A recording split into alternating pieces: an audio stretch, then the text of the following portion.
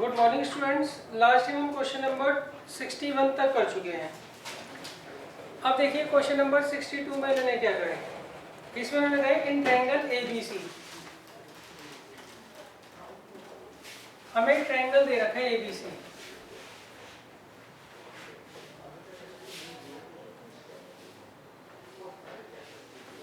A line XY is parallel to BC। हमने क्या किया, BC के पैरेलल एक लाइन खींच दी और उसका नाम रख दिया XY। अब ये जो XY लाइन है ये BC को तो काटती है X पर और AC को काटती है Y पर। अब नेक्स्ट BY बाइसेक्स, ये जो BY लाइन है ये बाइसेक्ट करती है एंगल XYZ को, XYC को, सॉरी XYC को। क्लियर है? ये जो BY लाइन है ये क्या करती है, XYC एंगल को क्या करती है, बाइसेक्ट करती है। तो इसका मतलब क्या हुआ, एंगल 1 जो है वो किसके बराबर होगा, एंगल 2 के। अच्छा अब देखो हमें 4 ऑप्शन दिए हैं इन्होंने। क्या यहाँ पे BC और CY आपस में इक्वल होंगे? क्या BC और BY ये आपस में इक्वल होंगे? BC क्या CY के बराबर नहीं होगा? और फोर्थ BC क्या BY के बराबर नहीं होगा। ये 4 ऑप्शन आपको दे रखे हैं। क्लियर है? तो अच्छा अब देखो कैसे करोगे आप लोग। यहाँ पर XY जो है वो BC के पैरेलल है ना बच्चों, क्यों, गिवन है तो तो इसलिए एंगल 1 जो है वो किसके बराबर होगा, एंगल 3 के। भाई अगर ये लाइन इसके पैरेलल है तो इस केस में एंगल 1 और एंगल 3 आपस में इक्वल होंगे ना। रीजन क्या लिखोगे, ऑल्टरनेट इंटीरियर एंगल।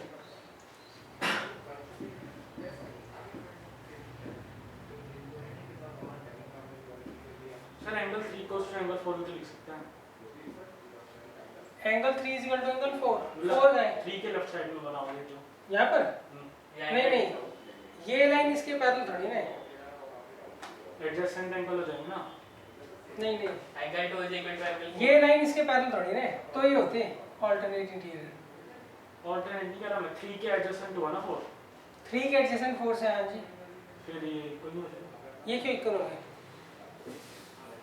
एडजेसेंट नहीं, वैसे आप ये कह रहे हो कि ये जो एंगल है 4 ये 2 के बराबर होगा। 4 और 2 आपस में जब इक्वल हो सकते हैं जब ये दोनों लाइंस पैरेलल हो, और ये दिया नहीं हुआ उन्होंने। मतलब 4 3 इक्वल नहीं हो सकते। हो भी सकते हैं मगर दिया नहीं हुआ जो कंडीशन हमें दी हुई है। क्लियर है? अच्छा अब देखो एंगल 1 किसके बराबर है, एंगल 3 के, क्यों ऑल्टरनेट इंटीरियर एंगल है। और एंगल 1 किसके बराबर है, 2 के, गिवन है। तो इसका मतलब क्या हुआ, एंगल 2 और एंगल 3 आपस में इक्वल हो गए फ्रॉम फर्स्ट एंड सेकंड।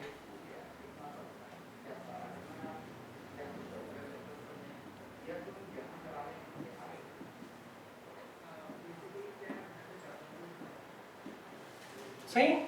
अच्छा अब देखो इस ट्रायंगल में एंगल 2 और एंगल 3 आपस में इक्वल है, तो 3 के अपोजिट YC और 2 के अपोजिट BC ये आपस में क्या होंगे, इक्वल होंगे। तो कौन सा रिलेशन आया बच्चों, ए आ गया।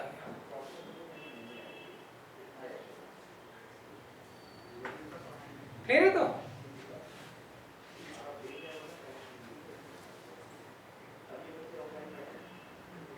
सर एक बार सर फिर से समझा दीजिए। दोबारा बता दो। देखो इसमें मैंने कहा है आपको एक ट्रायंगल दे रखा है, यहाँ पर XY जो है वो BC के पैरेलल है। अच्छा नेक्स्ट BY जो है वो एंगल BYC को बाइसेक्ट करता है। दैट मींस एंगल 1 और एंगल 2 क्या है, आपस में इक्वल है। अच्छा अब देखो ये लाइन जब इसके पैरेलल है तो इस केस में एंगल 1 और एंगल 3 आपस में इक्वल होंगे। Alternate interior angles are equal. Angle 1 angle 2 के बराबर दिया हुआ है, तो from first and second angle 2 और 3 आपस में क्या हो गए, इक्वल हो गए। अब देखो इस वाले ट्रायंगल में जब एंगल 2 और एंगल 3 आपस में इक्वल है तो 3 के अपोजिट ये साइड और 2 के अपोजिट ये साइड आपस में इक्वल होगी। रीजन क्या होगा, side opposite to equal angles are equal.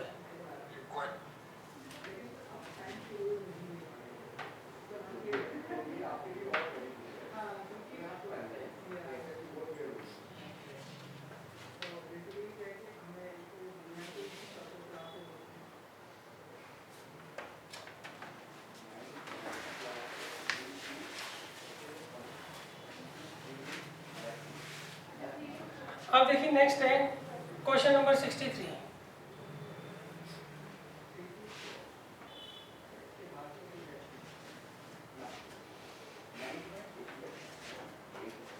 देखिए क्वेश्चन नंबर 63 में मैंने कहा है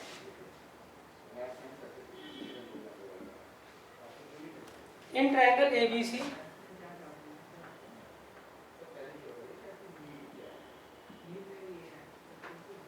आपको एक ट्रायंगल दे रखा है ABC और इसमें D जो है वो तो AB के ऊपर कोई पॉइंट है और E जो है वो AC के ऊपर कोई पॉइंट है और जब हम इसे ज्वाइन करते हैं DE को तो DE जो है वो BC के पैरेलल होता है।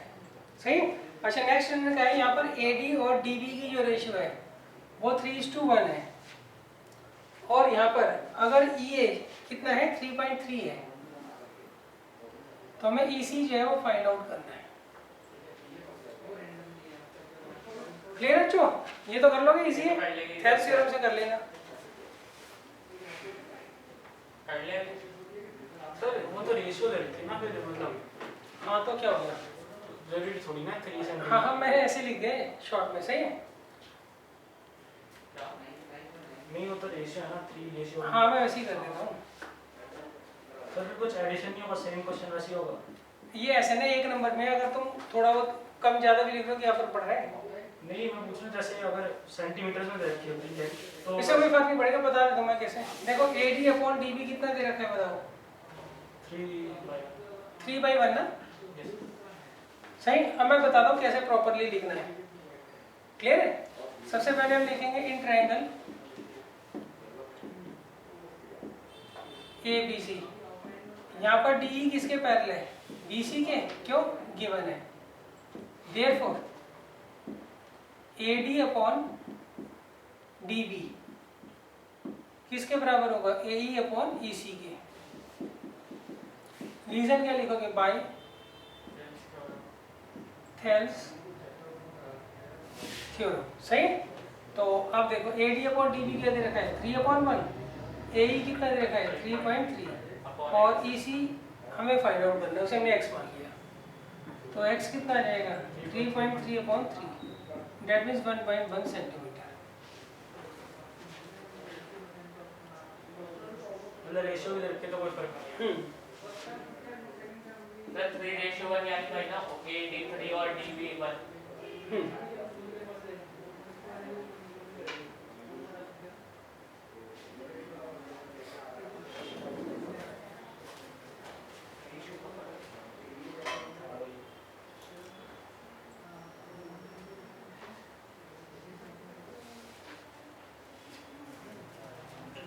करें क्या?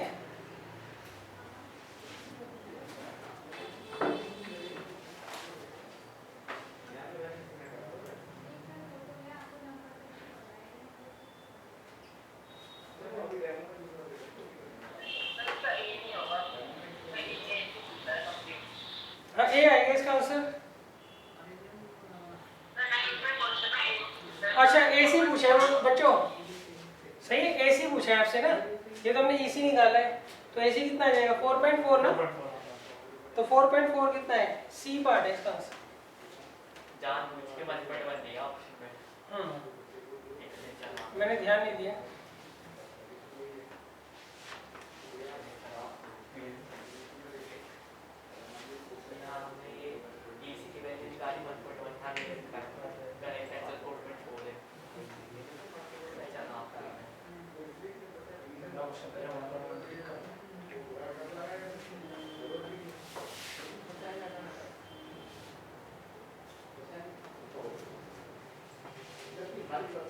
अच्छा अब देखिए नेक्स्ट है क्वेश्चन नंबर 64।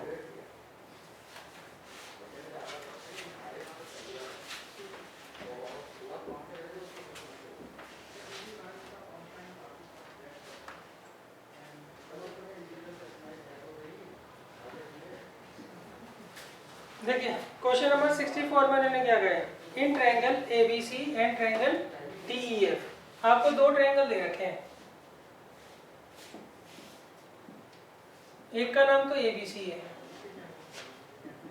दूसरे का नाम DEF है। अच्छा नेक्स्ट क्या क्या है, यहाँ पर एंगल ए जो है वो एंगल ई के बराबर है, सही, और दोनों 40 डिग्री के बराबर है।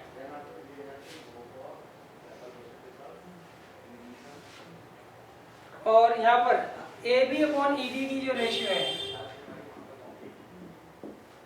वो किसके बराबर दे रखी है, A C upon E F के।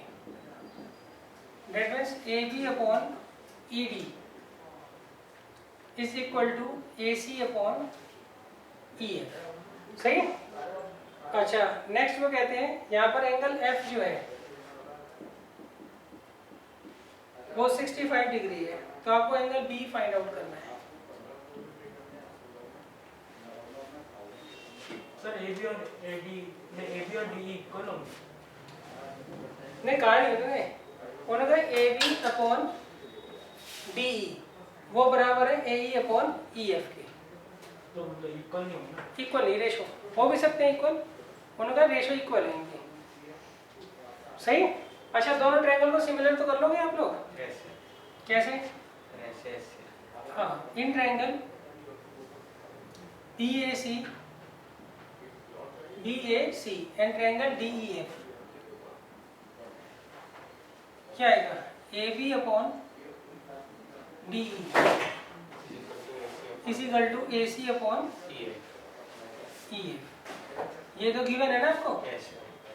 और इनके बीच का एंगल A किसके बराबर है, एंगल E के, ईच 40 डिग्री, इसीलिए दोनों ट्रायंगल क्या हो गए,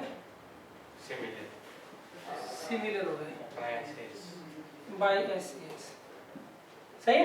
जब दोनों ट्रायंगल सिमिलर हो गए तो इस केस में इनके जो कॉरस्पॉन्डिंग एंगल्स होंगे वो तो इक्वल होंगे ना, तो क्या लोगे आप, एंगल बी किसके बराबर होगा, एंगल डी के, सही। तो अब आप देखो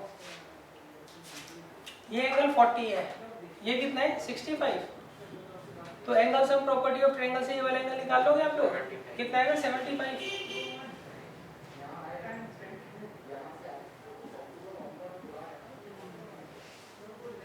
आगे समझ।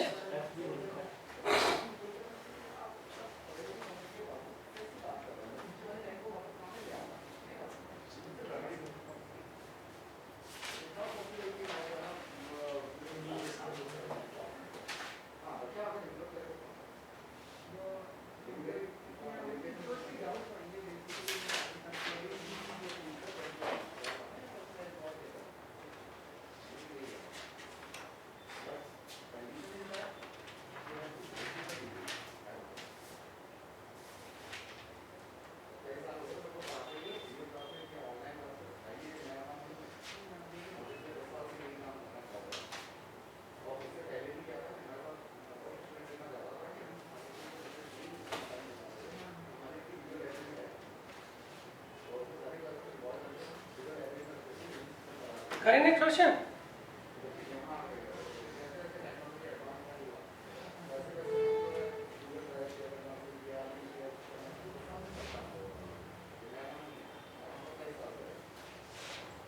देखो नेक्स्ट है क्वेश्चन नंबर 65। इसमें उन्होंने कहा आपको एक तो ट्रायंगल एबीसी दे रखा है,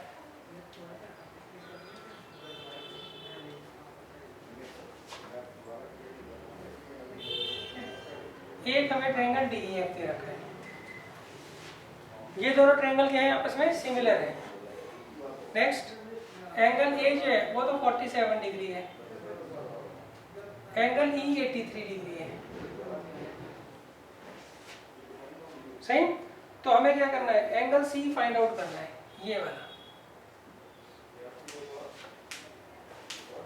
हो जाएगा। कैसे,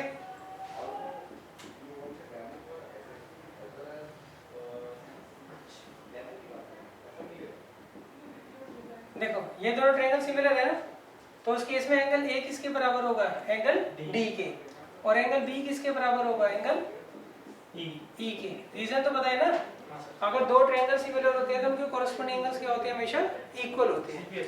हाँ, अब देखो ये 47 है, ये 83 है, तो angle sum property of triangle से एंगल सी हम क्या करेंगे, फाइंड आउट कर लेंगे।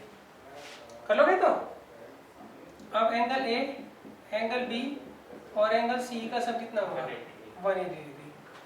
ए दे रखा है 47, बी दे रखा है 83, सी हम निकाल लेंगे। एक्स भी लिख सकते थे ना, जो मर्जी लिखो। तो एंगल सी कितना आ गया? 50 डिग्री। ऑप्शन नहीं।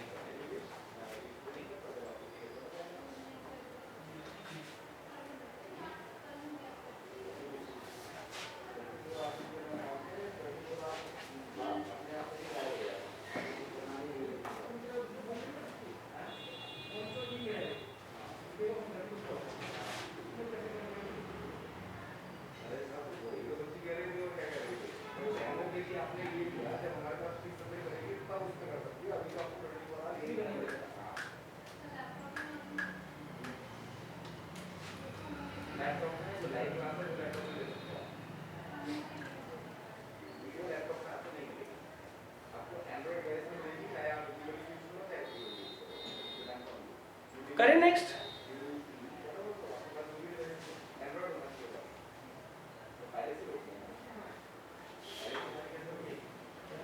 देखिए नेक्स्ट है क्वेश्चन नंबर 66।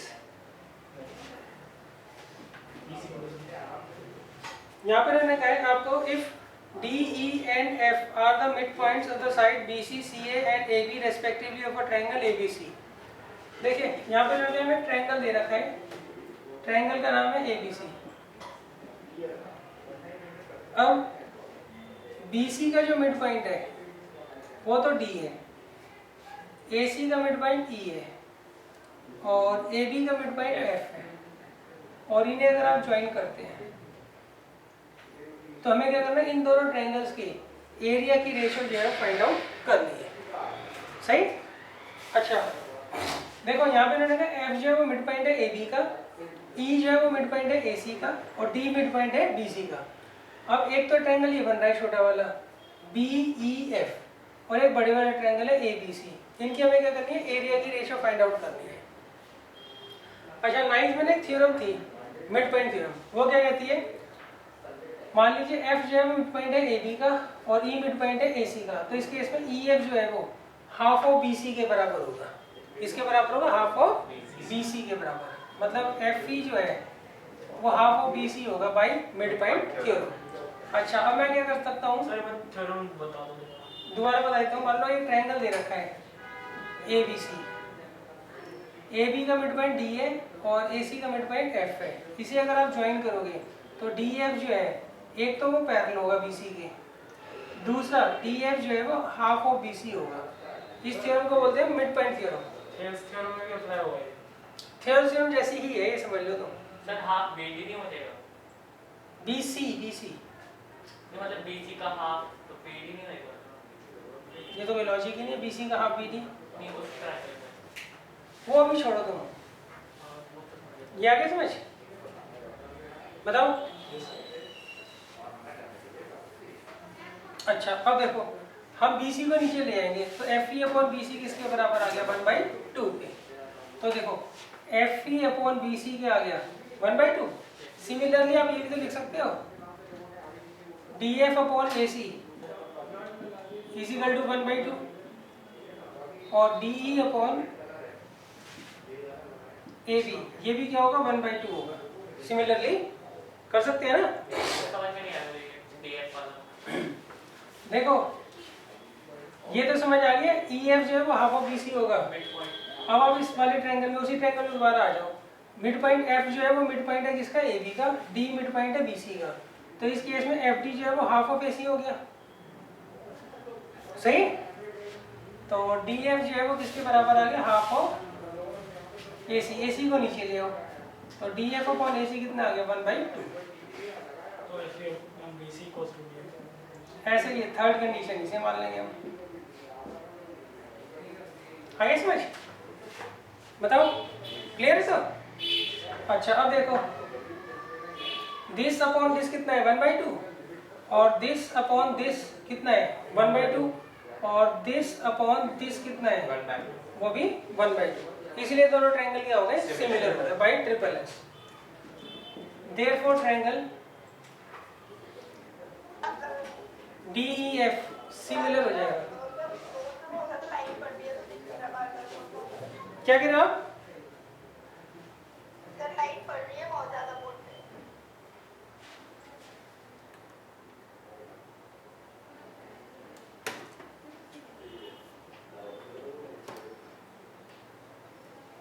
अब क्लियर है?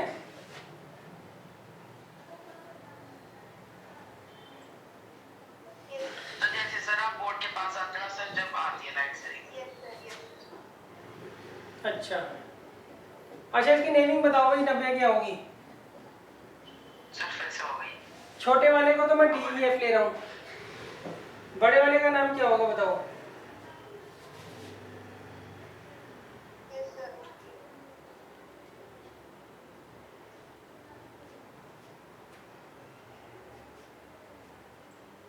हाँ जी बताओ नंबर। Sir ABC। पक्का ABC होगी, देख लो। हाँ ABC होगी, DF है ना, ABC सही है? अच्छा अब देखो YSSS क्लियर है? अच्छा, जब दोनों ट्रायंगल सिमिलर हो गए तो इनकी जो एरिया की रेशियो होगी वो किसके बराबर होगी? साइड्स की रेशियो। हाँ, साइड्स की स्क्वायर की रेशियो के बराबर। ये कितना है? यहाँ लाइट पड़ रही है बहुत ज्यादा। ये 1:4 आ जाएगी। तो जैसे आप बोर्ड पे लिख रहे हो ना तो फिर वो दिखता नहीं है उस टाइम। ये वाली लाइट बंद कर लो ना, बड़ी वाली जो है मोटी सी बीच में। अब दिख रहा है बच्चों? बिल्कुल दिख रहे हैं, साइंस ऑफ है। सर एक बार लिख के देखो। लो गाने देख ली ऊपर।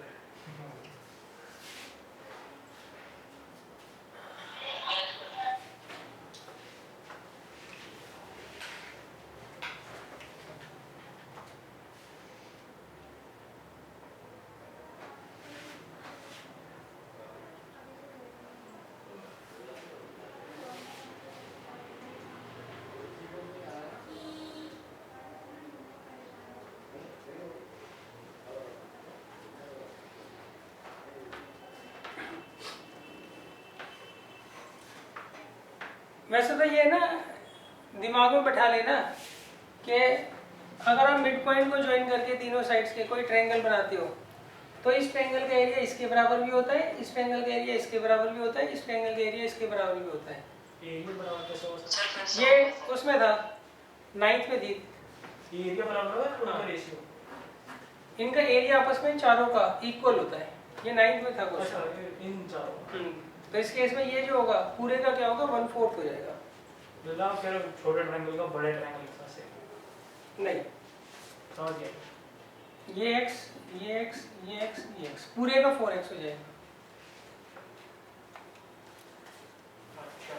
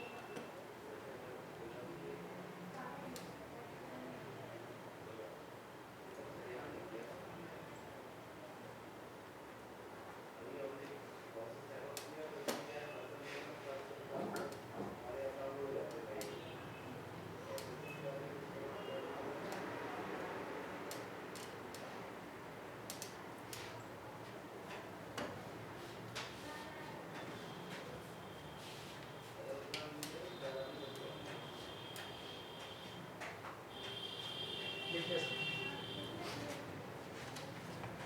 चलो अब देखिए नेक्स्ट है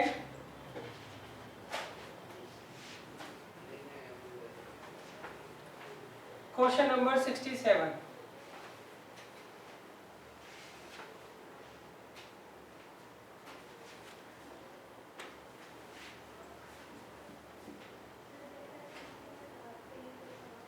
क्वेश्चन नंबर 67 में कहा है आपको एक ट्रायंगल दे रखा है ABC।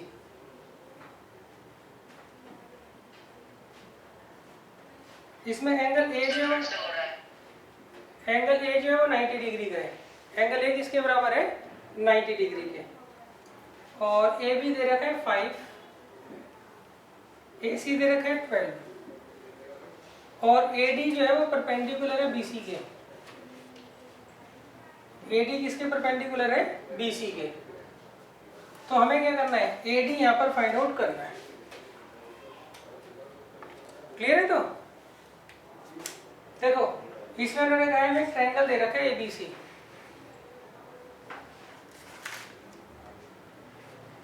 इसमें एंगल A आपको 90 डिग्री का दे रखा है और हम क्या करते हैं A से हाइपोटेन्यूज पर, ये अगर 90 डिग्री का एंगल है तो हाइपोटेन्यूज होगा।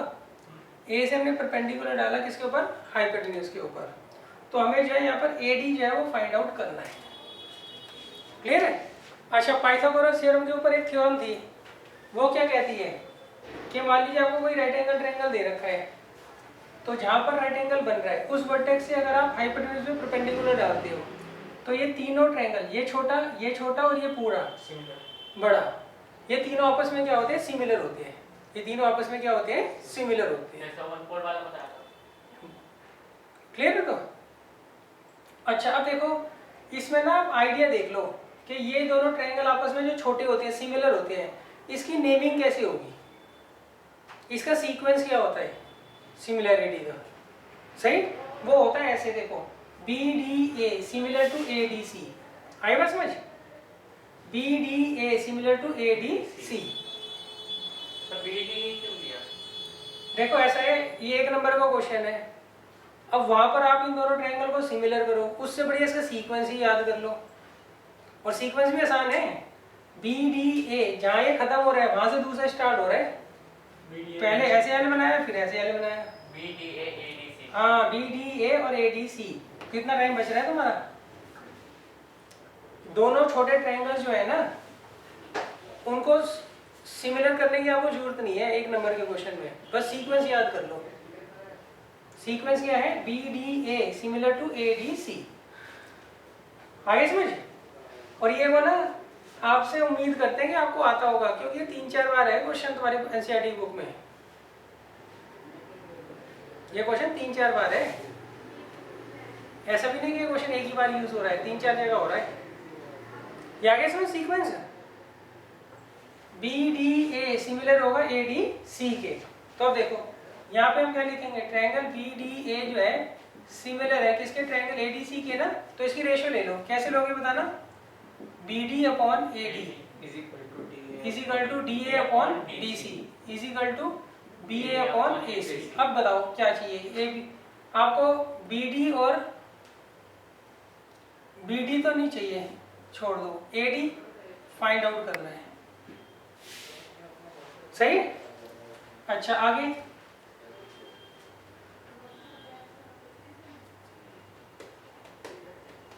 DA कितना दे रखा है?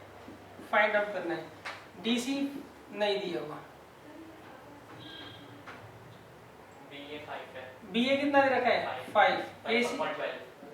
12। तो बच्चों इससे DA तो निकलेगा नहीं आपका ना। सही? तो इसमें आप क्या करो,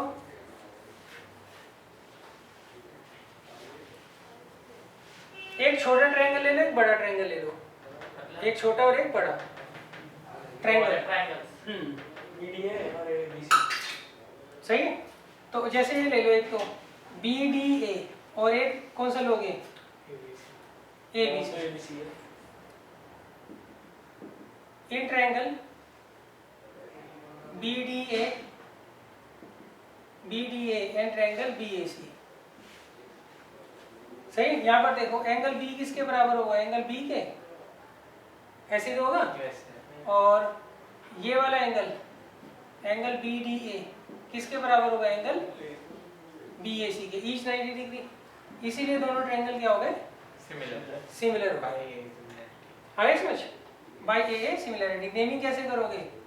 BDA सिमिलर होगा BAC के। अब इससे रेशो निकाल के देखो क्या आएगी, बताओ? BD upon BA। BD upon BA, DA upon AC और AB अपॉन BC। यही तो होगा। BD upon BA is equal to DA upon AC और AB अपॉन BC। क्लियर? अब देखो BD पता नहीं कितना है, ए बी बताओ कितना है 5, बी ए बताओ कितना है पता नहीं, ए सी बताओ कितना है 12, ए बी कितना है 5, बी सी 13, बी सी 13 होगा ना। अब तो निकाल लोगे एडी, इन दोनों को यूज करके एडी निकाल लो। आगे समझ भाई, ये 5 है 12 तो पाइथागोरस थ्योरम से 13 ही तो होगा ये। अच्छा देखो, इसका आइडिया देख के लग जाता है। दो छोटों का सीक्वेंस आपको याद करना पड़ता है, एक छोटे एक बड़े का सीक्वेंस याद नहीं करना पड़ता। वो गौर से देख लो, एंगल बी दोनों में कॉमन है, ये एंगल इस पूरे के बराबर है, तो बी डी ए सिमिलर होगा बी ए सी के। दो छोटों का जो होता है ना सीक्वेंस, ये आपको याद करना पड़ता है। इस छोटे का बड़े के साथ क्या सीक्वेंस होगा देख के पता लग जाएगा। दोनों में बी कॉमन है और एंगल डी किसके बराबर, एंगल ए के, तो इसका नाम बी डी ए होगा, तो उसका बी ए सी। आगे समझ।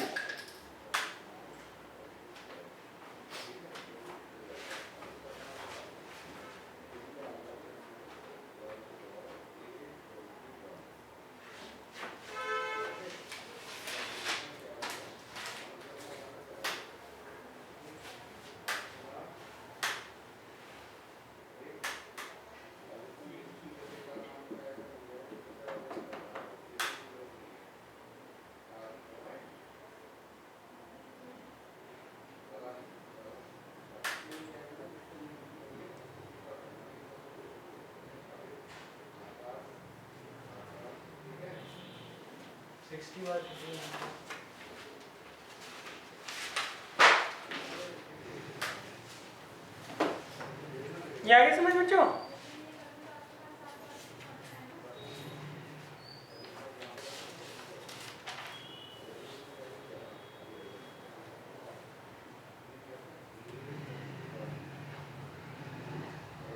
कितना 60/13 ना?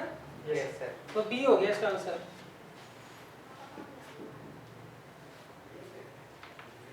अच्छा अब देखो 68,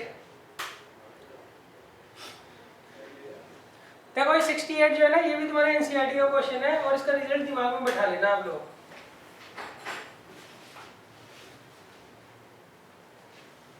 सही। इसमें रखा है in an equilateral triangle ABC. आपको एक इक्विलेटरल ट्रायंगल दे रखा है, उसका नाम है एबीसी।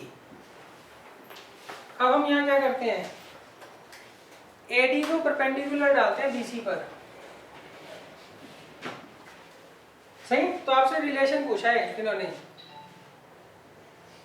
कि AB और AD में क्या रिलेशन होगा, क्लियर है। तो देखो भाई ऐसा होता है, आपको ये इक्विलेटरल ट्रायंगल दे रखा है, आपने इसमें A से एक परपेंडिकुलर डाल दिया किसके ऊपर, BC के ऊपर, क्लियर है। तो यहाँ पे AD तो ऑल्टीट्यूड है और AB BC और CA ये क्या है, साइड्स है। तो यहाँ पे साइड और ऑल्टीट्यूड में क्या रिलेशन होता है वो आप याद कर लो। साइड और एल्टीट्यूड। हाँ, साइड और एल्टीट्यूड में क्या रिलेशन था वो याद कर लो। Ratio equal. नहीं बता दो, क्लियर है। ये याद कर लो, सीधा टिक कराना क्योंकि बहुत लंबा पड़ जाएगा सॉल्व करने बैठोगे तो, क्लियर है। और ये 2 बार क्वेश्चन है तुम्हारी एनसीईआरटी में, क्लियर है। अच्छा देखो ऐसा होता है, साइड का स्क्वायर करके उसे 3 से मल्टीप्लाई कर दो और ऑल्टीट्यूड का स्क्वायर करके 4 से मल्टीप्लाई कर दो, ये दोनों इक्वल आते हैं। साइड के स्क्वायर का 3 टाइम्स ऑल्टीट्यूड के स्क्वायर के 4 टाइम्स के बराबर होता है। डिराइव में करवा देता हूँ तुम्हें, मगर ये रिलेशन याद कर लो, आप 1 नंबर में का डिराइव करते रहोगे, सही है। और देखते ही पता लग जाएगा तुम्हें रिलेशन क्या है। बताओ कौन सा आंसर है इसका, सी आंसर है। डिराइव में करवा देता हूँ अभी। कौन सा क्वेश्चन है? 68 आगे समझ। यस सर, ठीक है। हाँ, कुछ चीज़ों के ना तुम्हें आइडिया दिमाग में बैठाने पड़ेंगे। जैसे वो 2 सिमिलर ट्रायंगल जो बन रहे थे छोटे, जब हम क्या करते हैं राइट एंगल ट्रायंगल में 90 डिग्री वाले वर्टेक्स से हाइपोटेन्यूज में परपेंडिकुलर डालते हैं, उसका सीक्वेंस दिमाग में बैठा लेना कैसे बनेगा, सही है। और ये इक्विलेटरल ट्रायंगल में क्या होता है, साइड के स्क्वायर का 3 टाइम्स ऑल्टीट्यूड के स्क्वायर के 4 टाइम्स के बराबर होता है।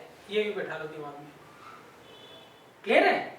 डिराइव में करवा देता हूँ, डेरिवेशन कोई ज़्यादा मुश्किल नहीं है। सर ऐसे ऑल्टीट्यूड तो हमेशा छोटी होती है ना साइड से। हाँ, क्वेश्चन नंबर 68 है ना ये?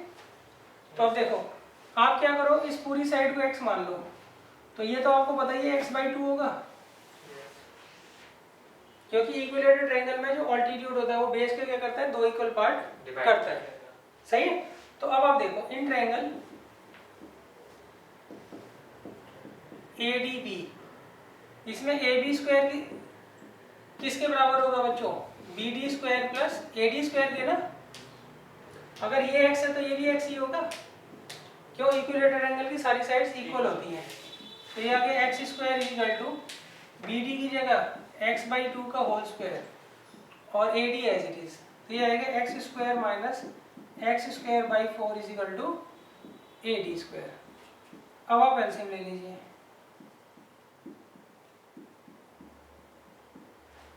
तो 3x square by 4 is equal to AD square, है ना। तो 3x स्क्वायर किसके बराबर आ गया, 4AD स्क्वायर के।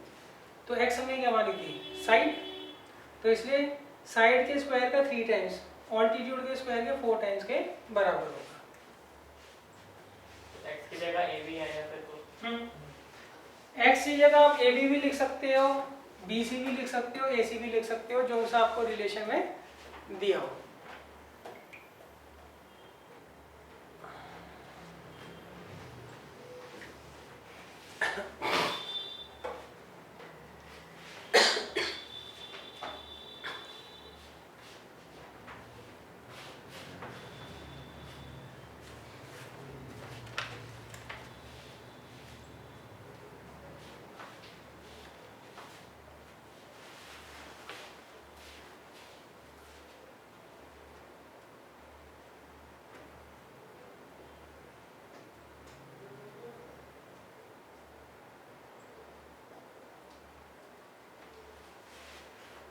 क्लियर है बच्चों का? अच्छा अब देखो 69 में भी यही रिलेशन यूज हो रहा है।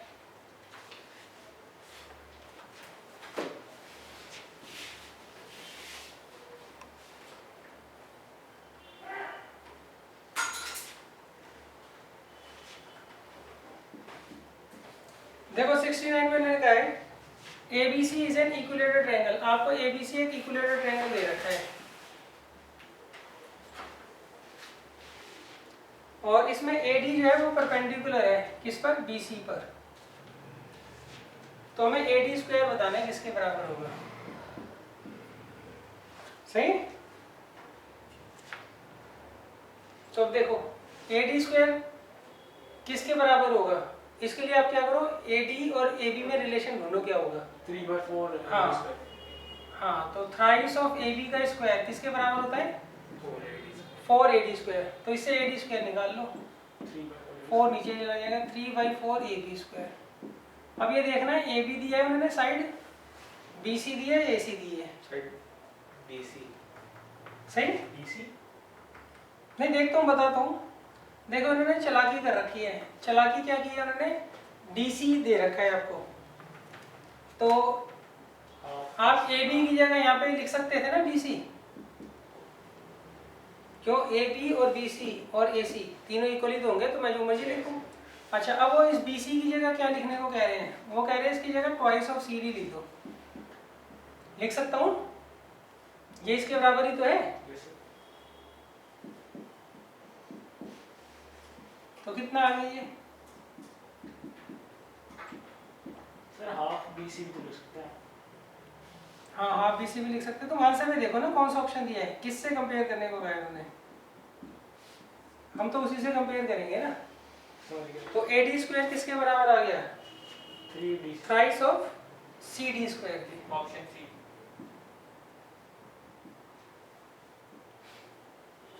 तो इसके लिए भी देखो ये यूज किया है ना हमने, तो ये छोटी मोटी चीजें दिमाग में बैठानी पड़ेंगी आपको, समझ गया।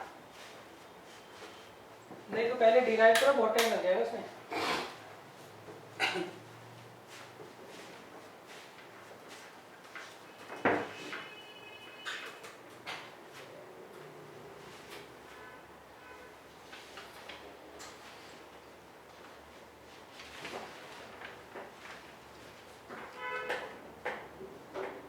हो गया।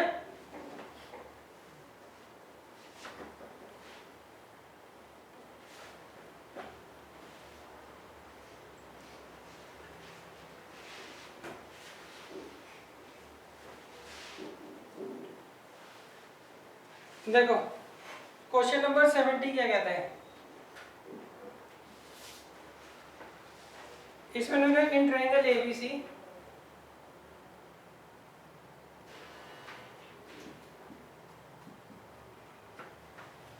हमें एक ट्रायंगल दे रखा है एबीसी, यहाँ पर एडी जो है वो परपेंडिकुलर है बीसी पर, और यहाँ पर बीडी जो है वो 8 दे रखा है, बीसी 2 दे रखा है, एडी 4 दे रखा है। तो हमें बताना है ये जो ट्रायंगल एबीसी है ये आइसोस्केलस होगा, इक्विलेटरल होगा, यहाँ पर एसी ट्वाइस ऑफ एबी होगा, या राइट एंगल है, या फिर राइट एंगल ट्रायंगल होगा जिसका राइट एंगल कहाँ पर हो, ए पर हो। फिर इक्विलेटरल तो नहीं आएगा। इक्विलेटरल तो आएगा ही नहीं, ये दोनों इक्वल होते हैं उस केस में, ना ही आइसोस्केलस हो सकता है। सही है, ये राइट एंगल ट्रायंगल होगा। कैसे होगा वो बताओ फटाफट।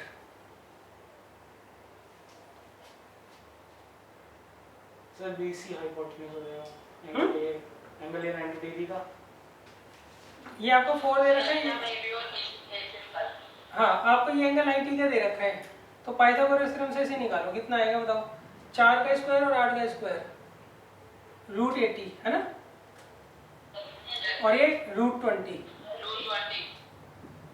पाइथागोरस थ्योरम से पक्का। अब देखो इन दोनों के स्क्वायर का सम इसके स्क्वायर के बराबर है, तो इसका मतलब ये एंगल कितने का होगा, 90। आई पास में नहीं, हमने पहले इस वाले ट्रायंगल में इसकी और इसकी हेल्प से ये निकाल लिया, फिर इस वाले ट्रायंगल में ये एंगल 90 थे तो इसकी हेल्प से ये निकाल लिया। अब देखो इसका स्क्वायर हो गया 80, इसका स्क्वायर हो गया 20, तो 80 + 20, इसका स्क्वायर कर लो 100, आ रहा है ना इक्वल।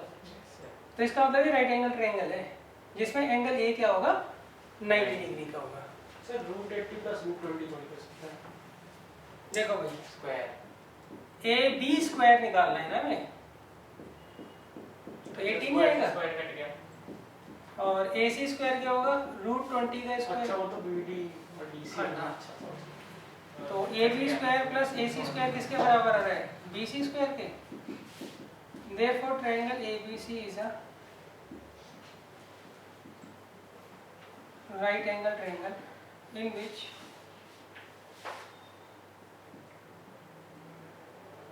एंगल ए जो है वो 90 डिग्री।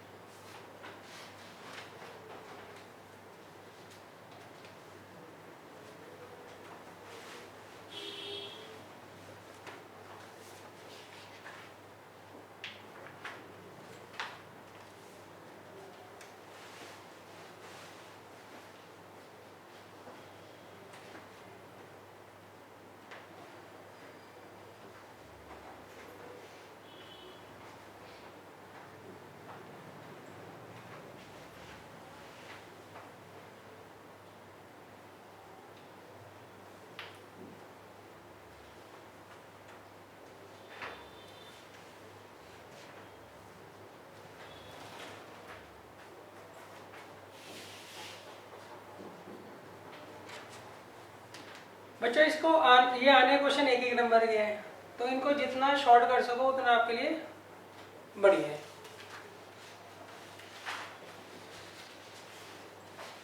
सेवेंटी वन देखिए next question.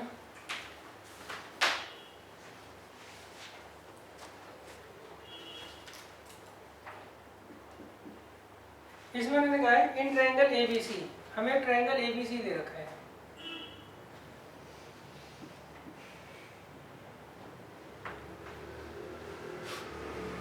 D is any point on the side AB, D कोई पॉइंट है AB के ऊपर और E कोई पॉइंट है AC के ऊपर, इसे अगर हम ज्वाइन कर देते हैं, सही।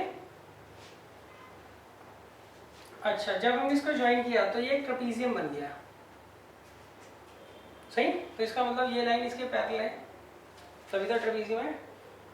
अच्छा नेक्स्ट इन्होंने कहा DE और BC की जो रेशियो है, DE और BC की जो यहाँ पर रेशियो है वो 3/5 है, तो मैं इसे 3x और 5x लिख देता हूँ, सही है।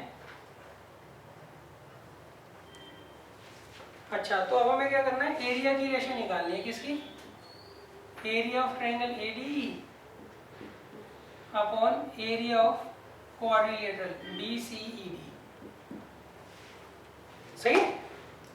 तो देखो, सबसे पहले देखो, आप ना ट्रायंगल और ट्रेपीजियम की एरिया की रेशो निकाल ही नहीं सकते हमारी थ्योरम के हिसाब से। जो हमारी थ्योरम है ना 6.4, उससे निकल ही नहीं सकती। हम क्या कर सकते हैं, सिर्फ दो ट्रायंगल की एरिया की रेशो निकाल सकते हैं। तो उसके लिए मैं क्या करता हूँ, सबसे पहले ट्रायंगल एडीई को सिमिलर कर देता हूँ ट्रायंगल एबीसी से। कर लोगे सिमिलर? तो ये लाइन इसके पैरेलल होगी, तभी तो ट्रेपीजियम बन रहा है। तो एंगल ए तो कॉमन है दोनों में, और ये एंगल इसके बराबर है, ऑल्टरनेट इंटीरियर। सर सीधा नहीं लिख सकते ये पैरेलल? सीधा ही लिखना है, मैं तो समझा रहा हूँ तुम्हें। अच्छा। सही है? तो मैं चलो सॉल्व करके दिखा देता हूँ तुम्हें। जरूरी नहीं है ना, हो सकता है बड़े क्वेश्चन आ रहे हो तो उसमें आ जाइए। तो हम क्या लिखेंगे, in triangle ADE and triangle ABC. यहाँ पर एंगल ए किसके बराबर होगा, एंगल ए के, कॉमन है, और इसे 1 ले लो, इसे 2। एंगल 1 किसके बराबर होगा, 2 के कॉरस्पॉन्डिंग एंगल। इसीलिए दोनों ट्रायंगल क्या हो गए, सिमिलर हो गए। फिर जब दोनों सिमिलर हो गए ट्रायंगल, तो इनकी जो एरिया की रेशियो होगी वो कॉरस्पॉन्डिंग साइड्स की रेशियो के स्क्वायर के बराबर होगी ना। तो DE अपॉन BC कितना है, 3/5। तो कितना आ गया, 9/25। तो इसका मतलब ये एरिया 9x है, तो पूरा वाला एरिया 25x होगा।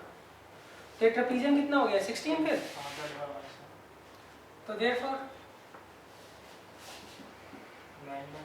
Area of triangle ADE upon area of quadrilateral BDEC 9/69। Clear है? तो ये देखो ना बच्चों, इन्होंने कहा एरिया ऑफ ट्रायंगल ADE और ABC, इनकी रेशियो दे रखी है 9:25। मतलब ये 9 यूनिट है, तो पूरा 25 यूनिट होगा। तो ये 16 यूनिट हो गया ना इस केस में। कर लोगे? तो जिसको जितना शॉर्ट लिख सको उतना आपके लिए बेटर है।